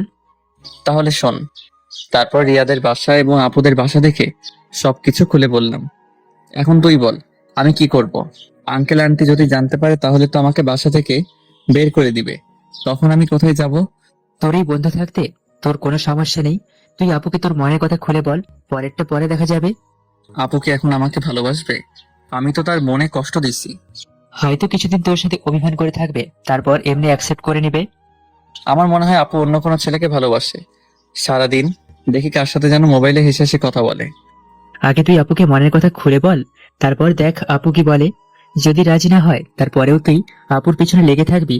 তোকে যদি সত্যি ভালোবেসে তাহলে দেখবি তোর সাথে বেশি দিন অভিমান করে থাকতে পারবে না। তুই আপুর সব অত্যাচার সহ্য করে নিবি। ঠিক আছে, আজকে আমি আপুকে মনের কথা খুলে বলবো। আমি আর থাকতে পারছি না। এই 10টা দিন আমি অনেক কষ্ট পেয়েছি। ওকে চল, তোকে বাসায় নামিয়ে দিই। ঠিক আছে চল। আমি রাফির বাইকে করে বাসায় চলে আসলাম। রাফি আমাকে নামিয়ে দিয়ে চলে গেল। বাসার ভিতরে ঢুকে দেখি একটা গাড়ি, কিন্তু গাড়িটা তো আঙ্কেলের না। তাহলে বাসায় কারা এসেছে?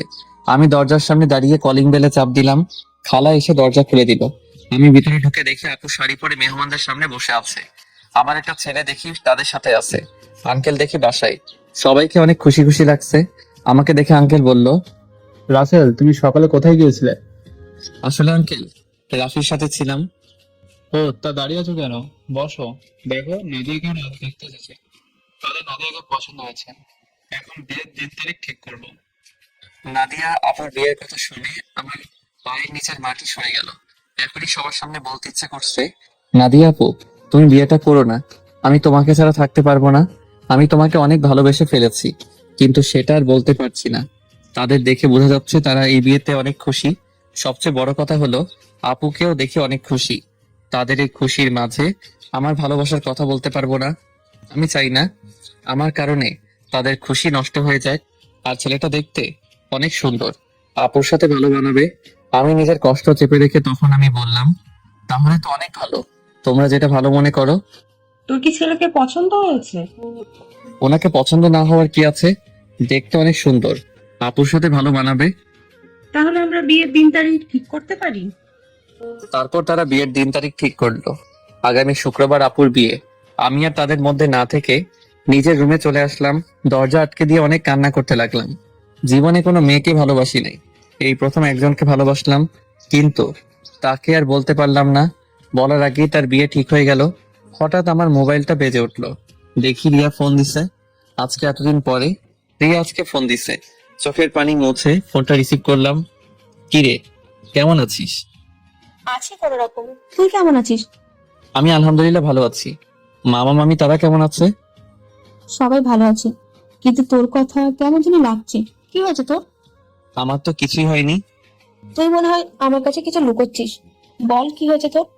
বলতে পারি, কিন্তু তুই আমাকে কথা দিতে হবে, তুই কাউকে কিছু বলবি না। ঠিক আছে, বলবো না। এবার বল। তাহলে শোন। না রে, তারা শুনলে অনেক কষ্ট হবে। তারা এই বিয়েতে অনেক খুশি। তাহলে তুই কষ্ট পাচ্ছিস কেন? আমি কষ্ট পেলে কিছু হবে না। আমি চাই না আমার কারণে তাদের আশা ভরসা সব নষ্ট হয়ে যাক। তুই কি পারবি আপুকে ভুলে থাকতে? আমাকে ভুলে থাকার চেষ্টা করতে হবে। এই বিয়েতে আপু রাজি আছে। তাহলে আপু যখন তোকে ভালোবাসার কথা বলেছে তখন রাজি হোস নাই কেন? তখন তো আমি আপুকে ওই চোখে দেখি নাই, আমার বড় বোনের মতো দেখেছি। আর আঙ্কেল আন্টি এবং সমাজের কথা চিন্তা করে আপুকে মানা করে দেই। তখন যদি রাজি হতি তাহলে আজকে আর কষ্ট পেতে হতো না। এখন তুই কি করবি? এখন আমি আপুকে ভুলে থাকার চেষ্টা করব। আপুর বিয়ে হয়ে গেলে আঙ্কেল আন্টি একা হয়ে যাবে। তাই আমি চাই বাকিটা জীবন তাদের সাথে পার করে দিতে। ঠিক আছে, তাহলে ভালো থাকিস। আর যা কিছু করিস চিন্তা ভাবনা করে করিস। বাই। এটা বলে রিয়া ফোন কেটে দিল। আমার চোখ দিয়ে আবার পানি পড়তে শুরু করলো। কান্না করতে করতে নিচে ঘুমিয়ে গেলাম। রাতে সবাই টেবিলে বসে খাবার খেতে লাগলাম। তখন আঙ্কেল বলল, রাসেল, আমি চাই নাদিয়ার বিয়ের সবকিছু তুমি করবে। ঠিক আছে আঙ্কেল। আরে রাসেল, তোমার চোখ দুটো লাল হয়ে আছে কেন? কি হয়েছে তোমার? আসলে আন্টি চোখে কি যেন পড়েছে, তাই লাল হয়ে গেছে। চিন্তা করবেন না, এমনি ঠিক হয়ে যাবে। আমি নাদিয়া আপুর দিকে তাকিয়ে দেখি এক মনে খাবার খেয়ে যাচ্ছে। আমি তার থেকে চোখ সরিয়ে হালকা খাবার খেয়ে রুমে চলে আসলাম। রুমে এসে দেখি মোবাইলটা বাজতে আছে। হাতে নিয়ে দেখি রাফি ফোন দিছে। আমি রিসিভ করার পর রাফি বলল, কি রে, কেমন আছিস? আপুকে কি ভালোবাসার কথা বলেছিস? আমি ভালো আছি, আর আপুকে ভালোবাসার কথা বলতে পারি নাই। কেন, কি হয়েছে? আপুর বিয়ে ঠিক হয়ে গেছে, তাই আর আমার মনের কথা খুলে বলতে পারি নাই। কি বলছিস তুই? কোথায় বিয়ে ঠিক হয়েছে? ছেলের বাড়ি কোথায় সেটা বলতে পারবো না। ছেলেটা দেখতে অনেক সুন্দর।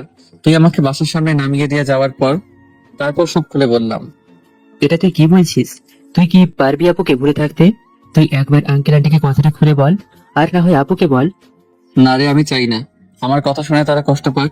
এই বিয়েতে তারা সবাই খুশি আছে, আর নাদিয়া আপু রাজি আছে। আঙ্কেল আন্টির কথা চিন্তা করে নিজেকে কষ্ট দিবি? তুই কি থাকতে পারবি? শোন, আঙ্কেল আমাকে রাস্তা থেকে তুলে এনে তাদের বাসায় ঠাঁই দিয়েছে। তাদের মতো একটা পরিবার পেয়েছি। আমার মতো এতিম ছেলেকে নিজের ছেলের মতো দেখেছে। তাহলে আমি এ কথা বলি কেমন করে? আর নাদিয়া আপুকে আমি ভুলে যাব? কিছুদিন গেলে সবকিছু ঠিক হয়ে যাবে। তুই মানুষ না রে, তুই একটা ফেরেশতা। তোর মতো বন্ধু পাওয়া ভাগ্যের ব্যাপার। ঠিক আছে, ভালো থাকিস। কালকে থেকে বিয়ের সবকিছু আমাকে করতে হবে, আজকে আঙ্কেল বলেছে। ওকে, ভালো থাকিস, আল্লাহ হাফেজ। এটা বলে রাফি ফোন কেটে দিল। আমি নিজেকে যতই শক্ত রাখার চেষ্টা করি, কিন্তু আমি তো পারছি না। বারবার আপুর চেহারাটা চোখের সামনে ভেসে আসছে। আর কিছু না ভেবে ঘুমিয়ে পড়লাম। সকালে ঘুম থেকে উঠতে দেরি হয়ে গেছে। আজকে আমাকে কেউ ডাকতে আসে নাই। মনে হয় কাজে কামে বিজি সবাই। আমি বিছানা থেকে নেমে ওয়াশরুমে চলে গেলাম। ফ্রেশ হয়ে একটা জামা গায়ে দিয়ে নিচে আসলাম। নিচে এসে একজনকে দেখে আমি পুরো অবাক হয়ে গেলাম। এ আর কেউ নয়, আপুর সাথে যে ছেলের বিয়ে ঠিক হয়েছে সেই ছেলে। আমি এখনো ওনার নাম জানি না। আমাকে দেখে ডাক দিল। আসসালামু আলাইকুম দুলা ভাই, কেমন আছেন? আলহামদুলিল্লাহ, ভালো আছি। তুমি কেমন আছো? আমিও ভালো আছি। দুলা ভাইয়ের নামটা তো জানা হলো না, তা হঠাৎ বিয়ের আগে শ্বশুর বাড়িতে? আমার নাম রনি, নিজেদের অফিস দেখাশোনা করছি। আর আজকে নাদিয়াকে নিয়ে মার্কেটে যাব বিয়ের কেনাকাটা করতে। আমি চাই নাদিয়ার পছন্দ মতো সবকিছু কিনে দিতে। খুব ভালো। তা আপু কোথায়? নাদিয়া রেডি হয়ে আসছে, তুমিও আমাদের সাথে চলো। না দুলা ভাই, আঙ্কেল আমাকে বিয়ের সবকিছু দায়িত্ব দিছে। আমি নাস্তা করে বাইরে গিয়ে বিয়ের কার্ডের অর্ডার, ডেকোরেশন সবকিছু করে আসতে হবে। আমার হাতে অনেক কাজ।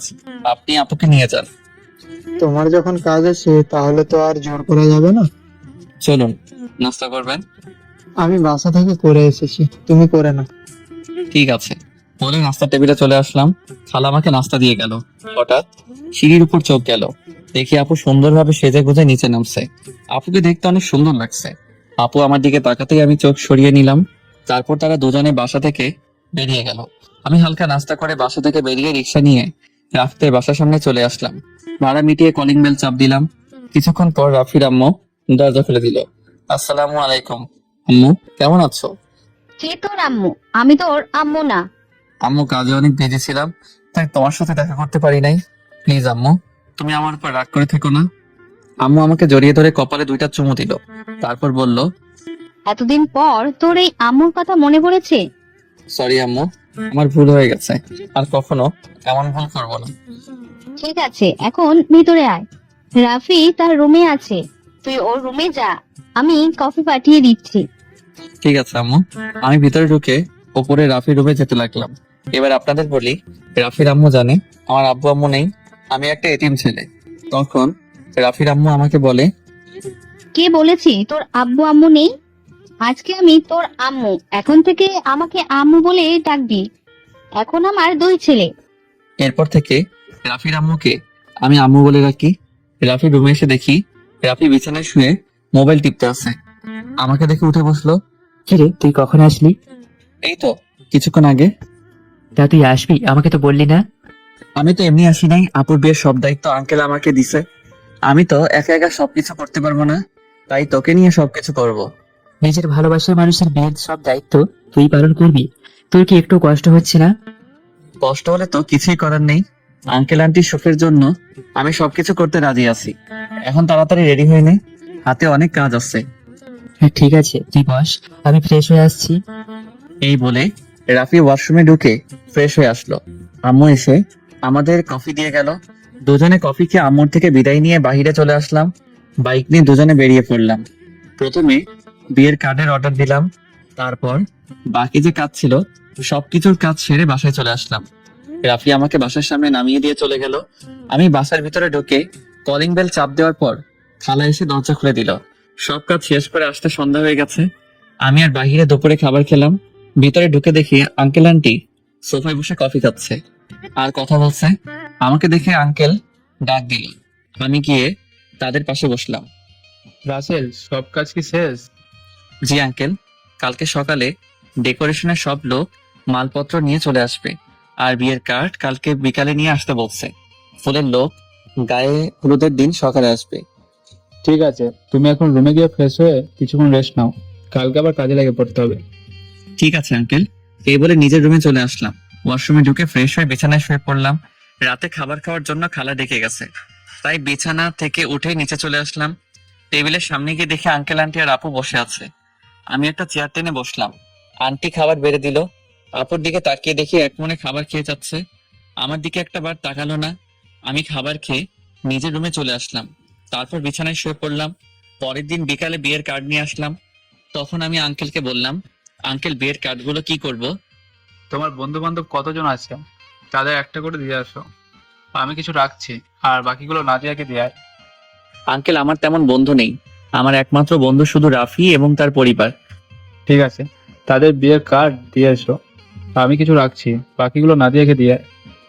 আঙ্কেল কিছু কার্ড রাখলো, বাকিগুলো নিয়ে আপুর রুমের সামনে গেলাম। বাহির থেকে বললাম, আপু ভিতরে আসতে পারি? আয়। আমি ভিতরে ঢুকে দেখি আপু বিছানায় বসে আছে, কিন্তু অবাক করার বিষয় হলো আপুর চোখ দুটো লাল হয়ে আছে। আমাকে দেখে বলল, কেন এসেছিস? আসলে আপু, আঙ্কেল বলেছে বিয়ের কার্ডগুলো তোমাকে দিতে, তোমার বন্ধু বান্ধবকে দেওয়ার জন্য।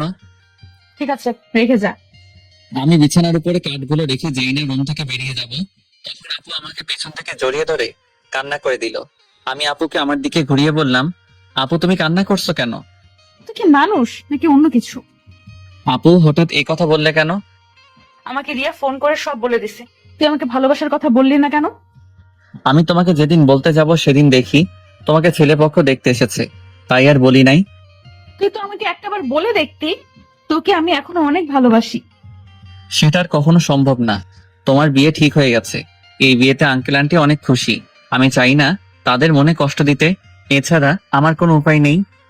ঠিক আছে, তুই যখন মা বাবার সুখের কথা চিন্তা করে আমাকে বিয়ে করবি না, তাহলে আমি রনিকে বিয়ে করব, কিন্তু কখনো রনিকে স্বামীর অধিকার দিব না। আমি তোকে ভালোবাসি আর সারা জীবন বেঁচে যাব। আপু তুমি এমন পাগলামি করো না, আমাকে তুমি ভুলে যাও। নিজের বাবা মার কথা একটাবার চিন্তা করো, তোমার এই বিয়েতে তারা অনেক খুশি। তুই আমার রুম থেকে বেরিয়ে যা। যে ছেলে নিজের ভালোবাসার মানুষকে অন্য ছেলের হাতে তুলে দিতে রাজি আছে, সে কখনো কাউকে ভালোবাসতে পারে না। আমি আর কোনো কথা না বলে নিজের রুমে চলে আসলাম। নিজের চোখ দিয়ে 2 ফোঁটা পানি পড়ে গেল। আপু আমি তোমাকে অনেক ভালোবাসি, তুমি যদি আমার জায়গায় হতে তাহলে তুমি তাই করতে। আমার কিছু করার নেই। দেখতে দেখতে বিয়ের দিন চলে এসেছে। আপুর বিয়েতে সবাই এসেছে। আজকে আপুর গায়ে হলুদ। আপুকে স্টেজে আনা হয়েছে। এক এক করে সবাই আপুকে হলুদ লাগাতে লাগলো। আমি একটু দূরে দাঁড়িয়ে দাঁড়িয়ে দেখতে লাগলাম। হলুদ শাড়িতে আপুকে অনেক সুন্দর লাগছে, যেন একটা পরী সামনে বসে আছে। রিয়া আমার সামনে এসে বলল, কিরে, এখানে দাঁড়িয়ে আছিস কেন? এমনি দাঁড়িয়ে আছি। তুই কি মনে করেছিস আমি কিছু বুঝি না? এখনো সময় আছে, তুই মামা মামিকে সবকিছু খুলে বল। না রে, আমি চাই না তাদের মনে কষ্ট দিতে। তোর কি কষ্ট হচ্ছে না? আমি চুপ হয়ে গেলাম। মনে মনে বললাম, আমার ভিতরটা ফেটে যাচ্ছে, কিন্তু আমি এখন কি করব? আমাকে চুপ থাকতে দেখে রিয়া আবার বলল, কিরে, কথা বলছিস না কেন? আমার ভালো লাগছে না, তুই আমাকে একটু একা থাকতে দে। রিয়া আর কোনো কথা না বলে চলে গেল। হঠাৎ আঙ্কেল আমার সামনে এসে বলল, কি ব্যাপার রাসেল, তুমি এখানে দাঁড়িয়ে আছো কেন? যাও নাদিয়াকে হলুদ লাগিয়ে আসো। যাচ্ছি আঙ্কেল বলে স্টেজে উঠে নাদিয়া আপুর সাথে বসলাম। আপু আমার দিকে করুণ চোখে তাকালো। আমি একটু হলুদ আপুর গালে লাগিয়ে দিলাম। তারপর মিষ্টি আপুর মুখের সামনে ধরলাম, কিন্তু আপু খাচ্ছে না, আমার দিকে তাকিয়ে আছে। তখন আন্টি বলল, কিরে নাদিয়া, রাসেল তোর মুখের সামনে মিষ্টি ধরে রাখছে, তুই খাস না কেন?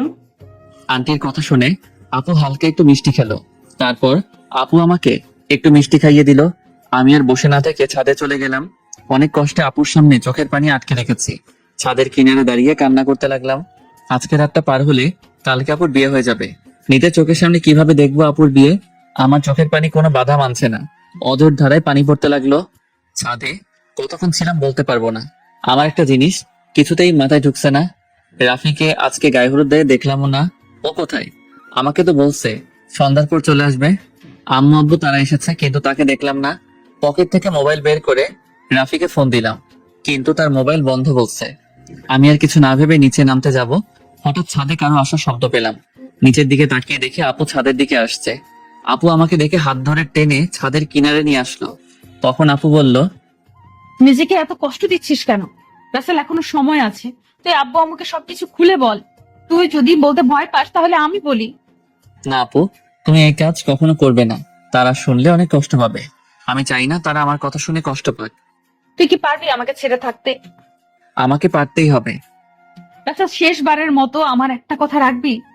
কি কথা বলো? তুই কালকে আমার সামনে আসিস না। আমি তোকে সামনে দেখলে কবুল বলতে পারবো না। ঠিক আছে, আমি তোমার সামনে থাকবো না। আমাকে জড়িয়ে ধরে একটা কিস করবি। কালকের পর তো অন্য পুরুষের সাথে থাকতে হবে। এখানে অন্য পুরুষ কোথায় থেকে আসলো? সে তো হবে তোমার স্বামী।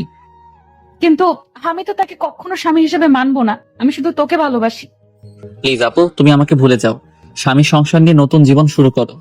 আমি কখনো তোকে ছাড়া নতুন জীবন শুরু করতে পারবো না। আপু, তোমাকে আমার কসম দিয়ে বলছি, তুমি আঙ্কেল আন্টির মনে কষ্ট দিও না। সব বাবা মা চায় তার মেয়ে যেন সুখী থাকে। ঠিক আছে, তুই যা বলছিস তাই হবে। এখন আমাকে শেষবারের মতন জড়িয়ে ধরে একটা কিস কর। তোর কাছে এটাই আমার শেষ চাওয়া। আপু, তোমাকে জড়িয়ে ধরতে পারবো, কিন্তু কিস করতে পারবো না। এটা একমাত্র তোমার স্বামীর অধিকার। ঠিক আছে, তাহলে জড়িয়ে ধর। আমি আপুকে জড়িয়ে ধরলাম। আপু শুধু চোখের পানি ফেলছে। আমাকে কিছুক্ষণ জড়িয়ে ধরে নিচে নেমে গেল। পরের দিন আমি কাজে বিজি থাকতে শুরু করলাম। সবকিছু ঠিকঠাক মতো দেখিয়ে দিতে লাগলাম। কিছুক্ষণ পর আম্মু আমার সামনে আসলো। কিরে রাসেল, তোকে গতকাল থেকে ঠিকভাবে দেখতে পাচ্ছি না, কোথায় কোথায় থাকিস? আসলে আম্মু, আপুর বিয়ের সব দায়িত্ব আমার হাতে, তাই কাজে কামে এদিক ওদিক দৌড়াতেছিলাম। আর তোর চোখ দুটো দেখি লাল হয়ে আছে, কি হয়েছে তোর? আমার কিছু হয়নি আম্মু, এমনি রাতে একটু ঘুম কম হয়েছে। বেশি রাতে ঘুমাইছি তো, আবার সকাল সকাল ঘুম থেকে উঠে কাজে লেগে পড়ছি। ঠিক আছে, তুই থাক, আমি ভিতরে যাচ্ছি। ওকে আম্মু। আচ্ছা আম্মু, রাফি কোথায়? কালকে থেকে রাফিকে দেখছি না, ওর মোবাইলও বন্ধ। আমাকে তো বলেছে তার কি একটা কাজ আছে, তাই সে আসতে পারবে না, কিন্তু আজকে দুপুরে চলে আসবে বলেছে। মোবাইল বন্ধ কেন সেটা তো বলতে পারবো না। ও, আম্মু আর কোনো কথা না বলে চলে গেল। আমি আবার কাজে লেগে পড়লাম। দেখতে দেখতে দোলা আসার সময় হয়ে গেছে। দিকে আমার সবকিছু ঠিকঠাক মতো হয়ে গেছে। আমি রুমে এসে ফ্রেশ হয়ে একটা পাঞ্জাবি গায়ে দিয়ে রুম থেকে বেরিয়ে যেতেই হঠাৎ রিয়া আমার রুমে আসলো। কি রে, তুই হঠাৎ আমার রুমে? রাসেল, তোর অনেক কষ্ট হচ্ছে তাই না রে? আমি সব কষ্ট মাটি চাপা দিয়ে দিছি। হয়তো নাদিয়া আপু আমার কপালে ছিল না, তাই এরকম আমার সাথে হয়েছে। আমি তার জন্য দোয়া করি সে যেন স্বামী সংসার নিয়ে সুখে থাকে। তোকে কিছু বলার ভাষা আমার নেই। তুই আসলে মানুষ না, তুই একটা ফেরেশতা। ঠিক আছে, দোলা আসার সময় হয়ে গেছে, এখন বাইরে যেতে হবে। চল দুজনে একসাথে যাই। ঠিক আছে, চল। আমি আর রিয়া রুম থেকে বেরিয়ে গেটের সামনে গেলাম। দেখি জামাই চলে এসেছে। আমি জামাইকে দেখে অন্যদিকে চলে গেলাম। সবাই জামাইকে নিয়ে ভিতরে ঢুকলো। তারপর স্টেজে নিয়ে বসালো। কিছুক্ষণ পর নাদিয়া আপুকে নিয়ে আসলো। আজকে আপুকে লাল বেনারসিতে অনেক সুন্দর লাগছে। আপুকে জামাইয়ের সাথে বসানো হলো। তারপর চারদিকে তাকাতে লাগলো, হয়তো আমাকে খুঁজতে আছে, কিন্তু আমি লুকিয়ে লুকিয়ে তাকে দেখছি। কিছুক্ষণ পর কাজে এসে বিয়ে করাতে লাগলো। যখন নাদিয়া আপুকে কবুল বলতে বললো, তখন আপু চুপ করে আছে। সবাই আপুকে বলছে কবুল বলার জন্য, কিন্তু আপু বলছে না। যেই না আপু সবার জোরাজোরিতে কবুল বলতে যাবে, তখন হঠাৎ রাফি কোথা থেকে এসে বলল, এই বিয়ে বন্ধ করুন। কি হয়েছে রাফি, তুমি বিয়ে বন্ধ করতে বলছো কেন?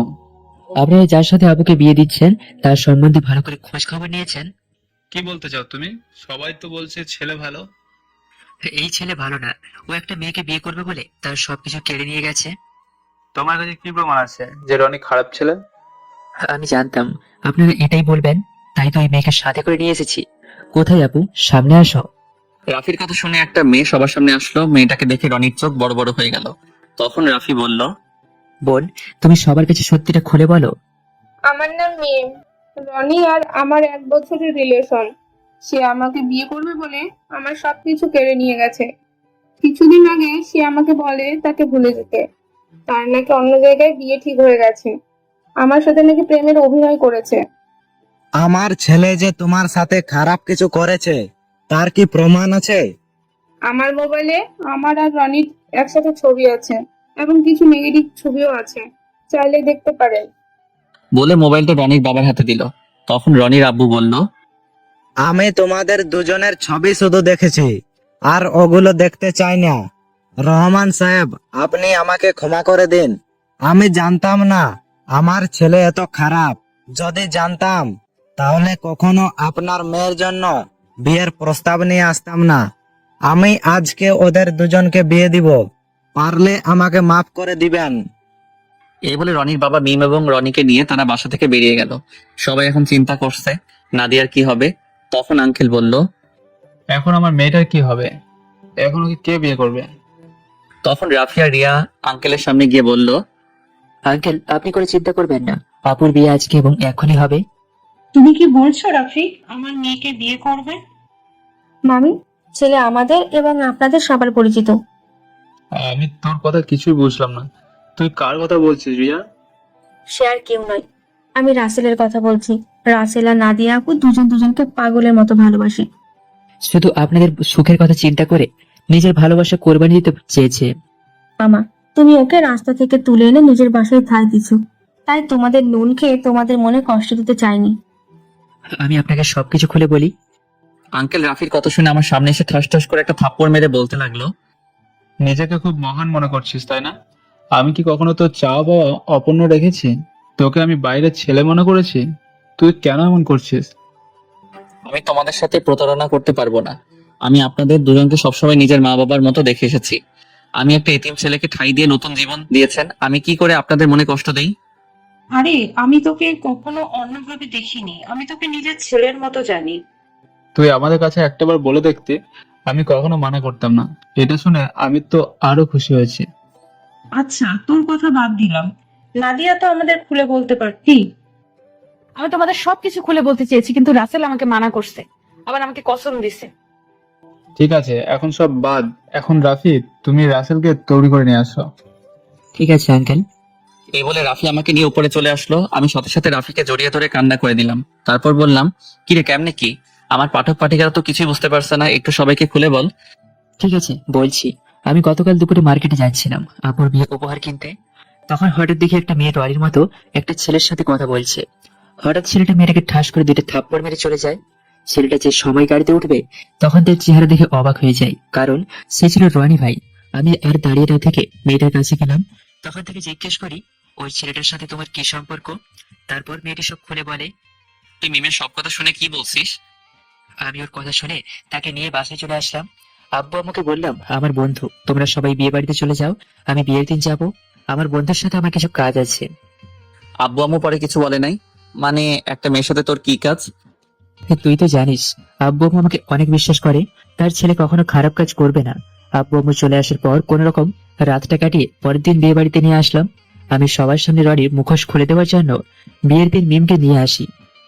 আজকে তোর কারণে আমার ভালোবাসার মানুষকে আপন করে পেয়েছি। তোর এই ঋণ কখনো শোধ করতে পারবো না। হয়েছে হয়েছে, তোর ঋণ শোধ করা লাগবে না, শুধু আমার একটা হেল্প করে দিতে হবে। বল তোর কি হেল্প লাগবে? আমার সাথে একটা মেয়ে দাঁড়িয়ে যখন আঙ্কেলের সাথে কথা বলছিল, ওই মেয়েটাকে আমার পছন্দ হয়েছে। ওর সাথে আমার লাইন ক্লিয়ার করে দিবি। তার মানে তুই রিয়ার কথা বলছিস? আরে তোকে তো ওর কথাই বলছি। মানে আমি তো কিছুই বুঝতে পারছি না।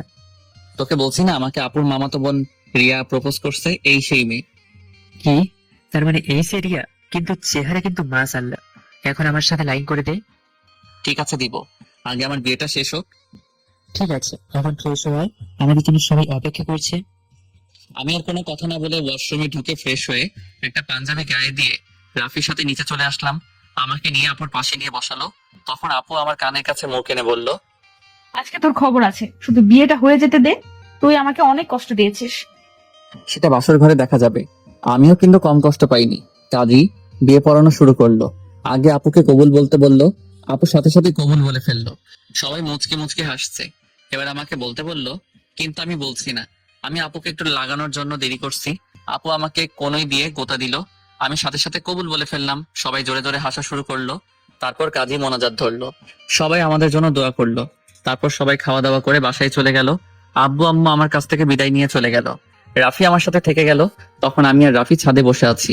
ছাদে আসার সময় রিয়াকে বলেছি ছাদে আসার জন্য। আমি আর রাফি বসে বসে কথা বলছি। কিছুক্ষণ পর রিয়া ছাদে আসলো। তখন আমি বললাম, কি রে তোর আসতে এত দেরি হলো কেন? দেরি কি আর এমনি হয়েছে? তোর বাসর ঘর সাজাতে দেরি হয়ে গেছে।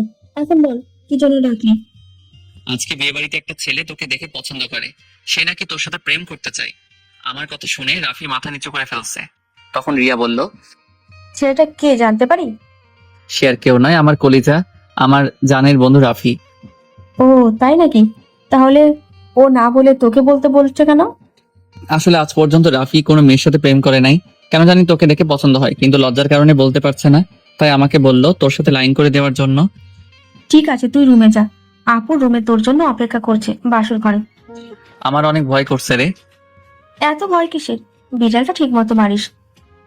ওই এই বিড়াল আবার কোথা থেকে আসলো? সেটা বাসর ঘরে গেলে আপু তোকে দেখিয়ে দেবে। এখন তুই যা, আমি ওর সাথে কথা বলবো। আচ্ছা ঠিক আছে, যাচ্ছি। আমার বন্ধুর যেন কিছু না হয়, তাহলে কিন্তু তোর মাথা ফাটিয়ে ফেলবো। ওই আমার জামাইয়ের সাথে আমি যেটা করি তোর সমস্যা কি? কি? তার মানে তুই রাজি? আরে ওকে তো প্রথম দেখে আমি প্রেমে পড়ে গেছি, এখানে রাজি না হওয়ার কি আছে? তুই বাসর ঘরে যা, আমি আমার জানের সাথে একটু রোম্যান্স করি। তাহলে তোরা থাক, আমি গেলাম। আমি আর কোনো কথা না বলে বাসর ঘরের সামনে চলে আসলাম। দোয়া দরদ পরে আস্তে আস্তে রুমে ঢুকলাম। তারপর দরজা বন্ধ করে দিলাম। দরজা বন্ধ করে বিছানার দিকে তাকিয়ে যেটা দেখলাম, সেটা দেখে আমি পুরো অবাক হয়ে গেলাম। দেখি নাদিয়া আপু একটা লাঠি নিয়ে বিছানায় বসে আছে। আমি আপুর সামনে গেলাম। তখন আমি বললাম, আপু তুমি লাঠি নিয়ে বসে আছো কেন? ঠাস করে একটা বাড়ি মেরে দিল। তখন আমি বললাম, তুমি আমাকে মারলে কেন? প্রথমে আপু বললি কেন? আপুকে আপু বলবো না তো কি বলবো?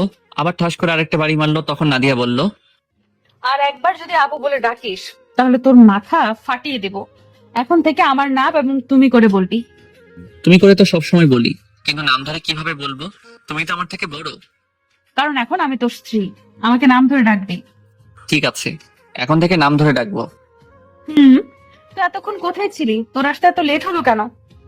আগে বলো, তুমি আমাকে তুই করে বলছো কেন? আমি তোমার স্বামী, আমাকে তুমি করে বলবে। ঠিক আছে বলবো, এখন বল আসতে দেরি হলো কেন? তাহলে শোনো। তারপর রাফিয়া রিয়ার কথা খুলে বললাম। সেটা তো খুশির খবর। আজকে রাফির জন্য তোমাকে আমি আপন করে পেয়েছি। ও না থাকলে এতক্ষণে আমাকে বাসর ঘরে রনি থাকতো। ঠিকই বলছো। ওর মতো বন্ধু পাওয়া ভাগ্যের ব্যাপার। ঠিক আছে, এখন অজু করে আসো, 2 রাকাত নফল নামাজ আদায় করতে হবে। করবো। আগে আমাকে একটা কথার উত্তর দাও। বিয়ের আগে তোমাকে দেখেছি সবসময় কার সাথে যেন হেসে হেসে কথা বলতে। তুমি কার সাথে কথা বলতে? নাদিয়া আমার কথা শুনে হাসতে হাসতে বলল, আরে পাগল, এটা আমি অভিনয় করছি। আমি তোমার সামনে মোবাইল নিয়ে অন্য ছেলের সাথে কথা বলার অভিনয় করছি এবং তোমাকে এড়িয়ে চলছি। তুই এগুলো সহ্য করতে না পেরে জানো আমাকে ভালোবাসার কথা বলিস, কিন্তু হাদারাম তুমি আমাকে কখনো বলো নাই। কিছুদিন দেখার পর যখন তোমার রিয়াকশন দেখলাম না, তারপর ওই ছেলেকে বিয়ে করতে রাজি হয়ে যাই। তারপর কি হলো তুমি তো জানো। আমারটা আর কি শুনবে? সব তো তুমি জানতে পেরেছো। এখন চলো দুজনে অজু করে আসি। ঠিক আছে। আমি আর নাদিয়া ওয়াশরুমে ঢুকে অজু করে 2 রাকাত নফল নামাজ আদায় করে খাটে গিয়ে বসলাম। তখন নাদিয়া বলল, আজকে তোমার ভালোবাসা দিয়ে আমার সব কষ্ট দূর করে দাও। তোমার কষ্ট দূর করলে আমার কষ্টগুলো দূর করবে কে? আমিও তোমার সব কষ্ট দূর করে দেব।